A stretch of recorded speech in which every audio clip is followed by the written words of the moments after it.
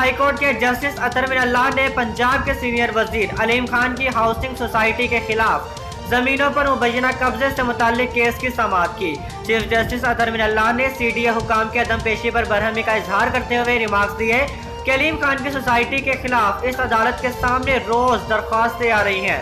Chief justice अतर मिनल्लाह ने remarks दिए कि बाद नजर में CDA ने अपनी जमीन को हथियाने का खुद अलीम खान की सोसाइटी को इख्तियार दे रखा था। CDO और चीफ कमिश्नर जवाब दे कि इस कानून के तहत ये इख्तियार प्राइवेट आदमी को दिया गया। चीफ कमिश्नर इस्लामाबाद बताएं कैसे एक प्राइवेट सोसाइटी को कानून हाथ में लेने की इजाजत दी गई। चीफ कमिश्नर इस्लामाबाद अपना नुमाइंदा मुकर्रर करें जो इस अदालत में पेश होकर जवाब दे।